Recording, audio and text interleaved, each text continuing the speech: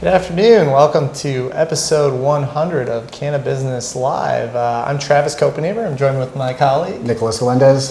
Today we're going to talk about the state of Illinois' new adult use law and some of the social equity programs that law entails, and perhaps go over some lessons that we might learn as the state of Michigan rolls out similar programs.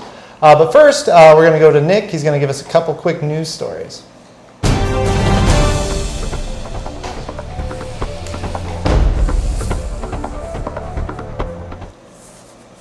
So the first bit of news for this week involves federal legislation, a bill that was introduced by Senators Blumenauer, who's a big advocate of the cannabis reform, as well as Senator Wyden.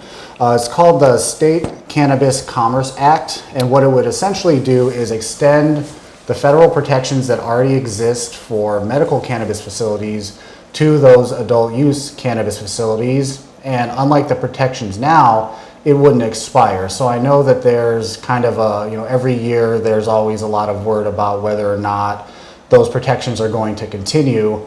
And as more and more states have gone on board for adult use, the absence of those protections has kind of worried some people. But this bill has been introduced that would more permanently extend those protections to those licensed facilities that are complying with federal law. Sorry, not federal law, but state law, and would prevent the Department of Justice from prosecuting them. What it also would do was allow for the transportation of licensed cannabis from state to state, for example, from Michigan to Illinois, if both of those states drafted laws allowing that. So I think, not guaranteed yet to pass, not sure where the votes lie, but definitely positive movement going forward to have this bill introduced that would assure protections, and also the reality that we're going to eventually have interstate commerce between cannabis businesses and states that allow them. The second bit of news is out of California. They are reporting slotting fees, which is basically kind of a to play, or what you'll see at a grocery store where certain brands will pay more to have premium shelf space. And so the report out of California was that some retailers are charging up to $5,000 to $10,000 per month for growers and processors to have products on their shelves. This is intended allegedly to be an added income stream for, due to the black market undercutting their sales and offering product at a cheaper price. So the licensed facilities are needing to recoup and have an additional income stream for that. I think the report kind of highlighted that this trend could be problematic for more smaller businesses. Think of the brands on the store shelves for groceries where, some of the smaller companies, while they might be, have good products, they might not be able to afford that shelf space. And there's a lot of market research that's done as to where you look in the shelves, and that could have an impact on smaller businesses by squeezing them out because they're unable to afford that premium shelf space. So I think the argument is, is it pay to play? Is it just the cost of doing business? This type of practice is very common in grocery stores and retail stores, but it's typically banned in the alcohol industry. So it's to be seen how the regulators in different states are going to react to this type of different, presentation and way of doing business. And that's all for the news. So I think we can kind of transition into our talk about social equity now. As we've reported previously, Illinois recently passed its adult use law. It's the first state to do so through its legislature to have a fully robust commercial cannabis adult use program. And that law is actually signed now. I know we reported it passing previously, but now the governor's actually signed it. So. Yep, so that's officially on the books now. Two things actually that are pretty interesting and exciting about the new law that Illinois passed is that directly baked in, excuse my pun, to those laws is expungement for low-level cannabis offenses as well as social equity programs. And as you know, the Michigan adult use law, while it provides for the Department of Licensing and Regulatory Affairs to make a social equity program, that's about all it says about social equity. There's nothing in it about expungement. And so basically all it is about two little lines that say the plan has to promote and encourage participation by people from communities that have been disproportionately impacted by marijuana prohibition and enforcement, and also to positively impact those communities. Travis, we know there's a reason why, and could you maybe discuss why our law doesn't have expungement, or maybe not expungement, that might be a trickier subject, but definitely, why ours isn't fleshed out as much as Illinois was. Sure. So remember, Illinois passed its law through its legislature, where the House, the Senate, Congress elected officials, they got to really workshop, hash out, put that bill through committee. It went through the traditional legislative process. When Michigan passed what eventually became the Regulation and Taxation of Marijuana Act, or MRTMA, as I think the state's been calling it, that was a ballot initiative. And it's important to understand what you can and can't accomplish with a ballot initiative. The group that sponsored and supported the ballot proposal, Prop 1, needed to make some decisions about the type of ballot language that would likely be worth the investment, be worth the time. They needed to draft a law that they could sell to the voters of Michigan to pass. And I think pretty much any advocate in the cannabis space would agree, we are all to various degrees, but we're all more or less on board with supporting social equity, expungement, etc. But there was, I guess, some conclusions made about how much of that language could be put into Proposal 1. And I know that they ran projections and did their best to put the best ballot proposal together they could. And that ballot proposal did, in fact, pass. I know that there was likely concern about how far that ballot proposal could go and how much we could try to put together in a ballot language proposal. And at the end of the day, had they put too much controversial or envelope-pushing language in that law, it might not have passed, and then we wouldn't have anything. Mm-hmm. Now, we can criticize them for how far it went or whatever. Regardless, there are some sections of our law that encourage social equity, and the way it works in Michigan is that's effectively delegated to what's now the Marijuana Regulatory Agency to implement. And from a public policy standpoint, the way our vote went through has encouraged hopefully our legislatures and our executive department to put an expungement plan together for Michigan.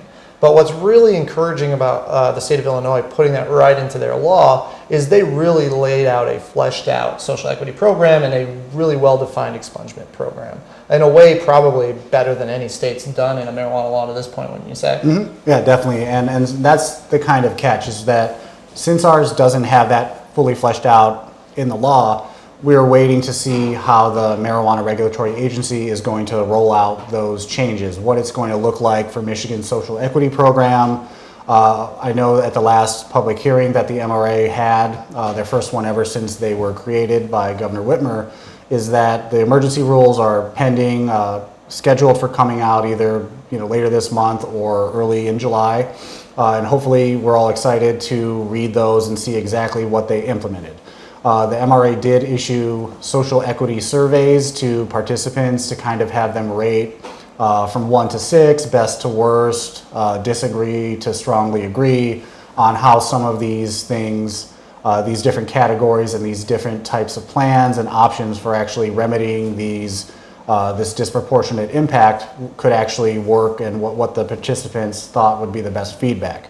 But until then, what we have is basically kind of different benchmarks to see what it could look like, and a lot of those things is what I think we're going to talk about next with, what actually is in Illinois' law, and it's a hard one to say with the possessive, yeah, but, we're going to kind of earlier trying to say Illinois the right way. And I'm going to basically kind of analyze a little bit about what is in that law and see kind of what Michigan could expect. Yeah, so one of the things I think is pretty clear-cut is the law effectively automatically expunges any nonviolent cannabis crime from 2013 forward, correct? Mm-hmm. And from what I understood of it as well is that arrests from 2013, they already have the records of arrests for low-level marijuana possession, and those are going to get automatically expunged. Mm-hmm. From 2013 before that, the law enforcement afterwards is going to gather up those records and allow those arrests to be expunged. Right. As far as convictions go, they're also going to be gathering data from that and forwarding that to the governor's office to decide on a case-by-case basis whether or not to offer clemency and to pardon those convictions, to wipe those off of the book. So I think that's the first thing, is that it's an automatic expungement for certain arrests, and then convictions, there's an avenue to be eligible for expungement of that as well. Right, and I think one of the most important factors of that is that it happens automatically and it's tasked basically law enforcement in the state to do it. It doesn't just say, hey, you can go ahead and do this. It's not always easy for an individual unfamiliar with the court system, unfamiliar with their legal rights, to run through expungement. That being said, right as soon as that law goes into effect, you can start your expungement process on that law. Mm-hmm. So it's a great system. It lets you take your own record in your own hands and seek the expungement rights created by that law, and it also makes the state, as your governing agency, automatically implement those expungements. Mm-hmm. It's a great program. Yeah, and there were some reports out of California where I think they were doing it more at the county level, and it was kind of, you can offer these records and gather them and automatically expunge them if you want to, and it's kind of created a patchwork and an inconsistent system for doing so. So I think Illinois is going to make it a little bit more streamlined for certain offenses and arrests and convictions to be expunged, and not leaving it to the counties and the local communities to decide. And it could create a more sloppy rollout and implementation of that if that was the case. Right. So I think that's a very good way of doing that from the top down instead of the bottom up. Right. So that's expungement, which is a huge piece. But one of the areas Nick and I wanted to focus on a little bit is this concept Illinois has called a social equity applicant.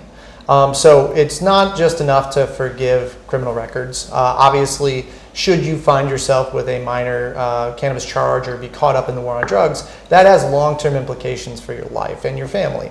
And there have been populations disproportionately impacted by that, clearly.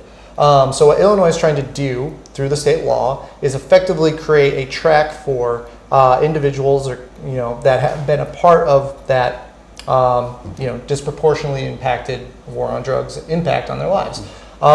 Basically, when you're an applicant for licensing in the state of Illinois, there are a couple different categories that you might fit into that will qualify you as what the state calls a social equity applicant. We'll go through what some of the benefits of being a social equity applicant is in a second, but effectively, the state of Illinois can define what's called a disproportionately impacted area. And if you've had long-term residency in one of those areas, you qualify as a social equity applicant. If you've been incarcerated for one of these minor marijuana charges, then you qualify for expungement. You qualify. If you can cite a direct family member, like a parent or something, that had a marijuana charge, obviously that had an impact on your life too, you get to qualify as a social equity applicant. And being a social equity applicant, man, jumble that word over and over again. Being a social equity applicant gives you a significant amount of financial advantages to try to participate in the licensing system. Right, and to the extent that gives you an advantage, I think that's acknowledging that you were disproportionately at a lower level to begin with. So that's not to say they're completely boosting you up, but they're certainly giving you some more resources to be able to enter into the market, to not kind of suffer those ramifications with the scale being tipped, against your favor. So I think to go along with that, the first thing as part of that social equity program is that they're going to waive some of the licensing fees for those if you qualify. So what they're going to do is, for example, in Michigan, it's a $6,000 application fee. If we implemented something similar, they would waive half of it, and it would only cost you $3,000 to apply for your company. If you do qualify for that status, you could also get low interest loans from the state in order to help fund your business and get yourself up and running.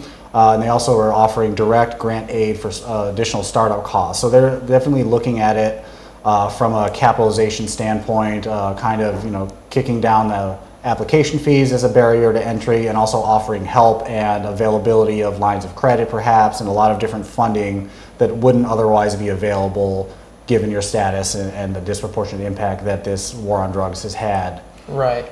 Now, like any law or program like this, obviously there's potentially ways to exploit or find some loopholes or something like that. The way this program works is if you're a social equity applicant and you set up a business, and let's say you were then going to go sell your business to a buyer. If that buyer is also not a social equity applicant, that buyer would need to effectively, pay off any of the benefits the social equity applicant got. So there's a little bit of consideration for, letting you sell your business and things like that. But there are some concerns, as people look at this law and how it's going to work, that need to be figured out. For example, defining what a disproportionately impacted area is can be taken advantage of. We've seen that happen in other states like New York from a housing situation. Gentrification happens. So if if you're, I don't know if they're doing it at the county or municipality level, but if they define a disproportionately impacted area, doesn't mean you were actually disproportionately impacted, but you might still get to take advantage. Right, of you just this. happen to live in that area that Exactly. they picked as maybe having some, majority or a good amount of disproportionately impacted people there. Maybe you just lucked out and you're also living on that block. Right. The other thing so- that you can do is if you're a company, I think it's 10. If you commit to hire 10 or more people who would be qualified as social equity applicants, then your business can qualify this as well. Now, again, they only have a statute right now, the same as we have for our adult use law. There's going to be rules and regulations that really flesh out how these programs work. We don't really know what the boundaries are for how to qualify for that or not. And if we wanted to critique some of these rules, I think they're wonderful ideas, but we should also be very sensitive to the ways they can be exploited. So, it's not without fault, but in general, a really well fleshed out kind of social program, I think. And I definitely think too, as part of the law, 25% of cannabis tax revenue is going to be going into what the state's calling its R3 program, which stands for Restore, Reinvest, and Renew. So not only is the state going to see additional tax revenue coming in from its adult use market, but a good quarter of that is going to go to actually funding this program for those disproportionately impacted individuals and businesses and companies. So they've kind of got the framework laid for this program in Illinois. It's to be seen how it's going to get rolled out, implemented, what additional rules are going to be promulgated to actually make this system work, and to kind of connect the dots between what the law says, what the rules are going to actually be, what their application is going to look like. And I think that's something that we're going to also see in Michigan happening very soon. As I mentioned, the MRA is going to be releasing the new emergency rule set for adult use very, very soon. That social equity survey had a lot of criteria that actually did touch on a lot of these different issues that you will see in Illinois' law, such as ranking from best to worst. How do you think, what do you think would help disproportionately impacted businesses in Michigan? Would it be lower application fees? Would it be help from startup costs? Would it be kind of subsidized legal assistance and also financial assistance? A lot of these things are kind of aimed at eliminating barriers to entry, also providing help at a lower cost, also to acknowledge and promote participation within the whole new and emerging industry. Exactly. So hopefully when our regulations come out, they're likely to be an emergency set, so they might not be fully fleshed out yet, but we'll at least get a first pass at what we can expect some of those programs to look like in Michigan. And obviously they could be out at any moment, so when they come out, we'll certainly be talking about them and going over them for you guys. But that's probably what we're going to do for this afternoon. Thank you so much for joining us today. I hope you all enjoy a safe and fun 4th of July weekend here. I guess it's on Wednesday, so I don't know which way that goes. We'll probably do a show next week, but it'll probably be like a short show at a weird time given the holiday. And obviously when the rules come out, we'll pop on Facebook and let everyone know so that they can go look for them. But that's going to do it for today. Thank you so much for joining us. I'm Travis Copenhaver. Nicholas Galendez. We'll catch you next time. Thanks. Have a good weekend.